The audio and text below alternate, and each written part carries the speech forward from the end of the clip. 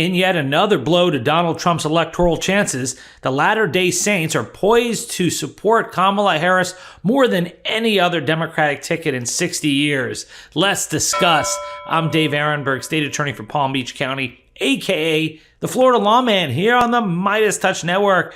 According to Raw Story, Kamala Harris is about to get the largest percentage of the Mormon vote than any other Democratic candidate in 60 years.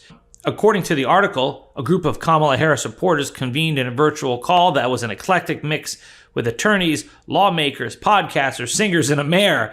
There were certainly Democrats on the speaker list, but also Republicans who have decided to step away from their party's ticket this year. Data shows that Latter-day Saints are poised to support Harris more than any other presidential Democratic ticket in 60 years, said Jacob Rugg, an associate professor in the Department of Sociology at church-run Brigham Young University. He cited his research and past races that have moved the needle left in Utah and Maricopa County in Arizona. Nationwide in 2020, 1 in 3 Latter-day Saints voters picked the Biden-Harris ticket, and the majority of the faith millennial and Gen Z voters chose the Democratic ticket, according to Rugg. The 2020 Biden-Harris ticket performance in Utah was the best of any Democratic ticket since 1964. Salt Lake County flipped blue in 2016, and in 2020, voters did what others said was impossible by flipping 4 precincts blue in Provo, Rugg said. He predicts they will flip even more in 2024. Now, we have to temper our expectations. Utah is still a very red state, and they continue to vote for Republicans. But Trump has always had a problem in Utah. Trump won Utah in 2016, but only with 45.5% of the vote, which was the lowest percentage for any Republican since George Herbert Walker Bush. In 1992, Clinton received 27.5% of the vote, and Republican turned independent candidate Evan McMillan received 21.5%. Now, let's talk about Evan McMillan, because that's important. He is a conservative Republican who just could not handle Donald Trump, so he ran as an independent. And, yeah, he got a sizable percentage of the vote, over 20% of the vote. And in doing so, he pushed Trump under 50%. And it shows that in Utah, they just have, the LDS voters have, in many cases, a moral objection to Donald Trump, because Donald Trump is so abrasive and vulgar that he has upset many voters there. Now, although he won again in 2020 in Utah, even though Joe Biden won the presidency, it does seem like, according to the Raw Story article, that things are continuing to move against Trump in Utah. According to a 2016 article in CNN, Trump's had trouble with Mormons. The message of principled alternative to Trump appeared to take on new meaning in a state where Trump already wasn't exactly welcome with open arms. In fact, the root of Trump's problem in the state has been clear for much of the year. Mormon voters seem to want no part of his candidacy. In a state where Mormons make up more than 60% of the population, that's a big problem. One exacerbated by top state officials, many sharing the faith, either outright rejecting Trump's candidacy or pulling their endorsements. And on that call in Utah of Mormon leaders against Trump, there were 1,400 people on it. It was a group called Latter-day Saints for Harris Walls, which on its social media boasted of as many as 2,600 registrants. The event came the same day Harris announced she had picked Minnesota Governor Tim Walz as her running mate. Ask Mesa Mayor John Giles why he decided to support a Democratic candidate, and he may cite the arguments he made in an op-ed he wrote in Arizona Central, criticizing Trump's refusal to accept the outcome of the 2020 election and his disinvestment in cities like Mesa, and where he called on other Arizona Republicans to choose country over party this election. But he may also mention an admonition he heard at a Latter-day Saint church meeting that encouraged members to be good citizens, to participate in elections, and to examine the character of the candidates. Man, I sincerely hope that we get that admonition this election season, because I think that would help our brothers and sisters to look with fresh eyes at this election, Giles said on Tuesday. Giles also cited the church's stance on defending the U.S. Constitution and how different that perspective is from Trump's view, he said. And although it may not be enough to win Utah, and I think it's going to be tough, it's still a pretty red state, it could be enough to shift the vote in Arizona, in Maricopa County, where there's a number of LDS voters in Arizona. And Arizona is very much a swing state. And Arizona, which went for Joe Biden in the last election, also they're dealing with Kari Lake, the election denier, the woman who proclaims herself the real governor of Arizona after she lost the governor's race last time. She's a Trump sycophant. She's a true believer. And she is going to be on top of the ticket within the state as a U.S. Senate candidate. And so I think that the reverse coattails there could take down Trump.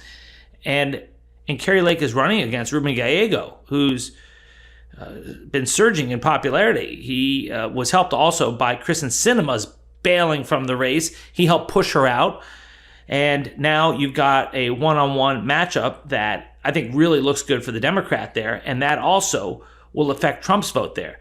And the more that Trump continues to spew his rhetoric, and the more Kari Lake continues to spew her rhetoric. I mean, she recently said that she's not going to moderate. She's going to stay to the far right. Well, I think you're going to see Arizona become blue again. So Trump's not just energizing the left of the party, he's energizing the never-Trumpers by his continued rhetoric, his anti-democratic talk, his weirdness. And that's why you see even his supporters, people who vote red generally, starting to peel away from him. Even the Wall Street Journal editorial board, Rupert Murdoch's Wall Street Journal, which has been a notoriously conservative editorial board that has been very supportive generally of Donald Trump, has now come up with an editorial that says the following: will Donald Trump blow another election? As Kamala Harris rises in the polls, the former president doesn't know how to respond. Republicans are wondering if Donald Trump made a mistake in choosing J.D. Vance as his running mate. But the more urgent and consequential question for Republicans with 90 days left in the campaign is whether Mr. Trump is going to blow another presidential race he should win. The Trump campaign knows this, but the problem is the candidate. Mr. Trump has his passionate followers who don't want to hear a discouraging word, yet the political reality is that he has a ceiling of support that is below 50% because so many Americans dislike him. And now that he is in the news every day campaigning, he is reminding those voters why they didn't vote to re-elect him in 2020. The only issue I would take with that is that Trump is not on the campaign trail, campaigning every day.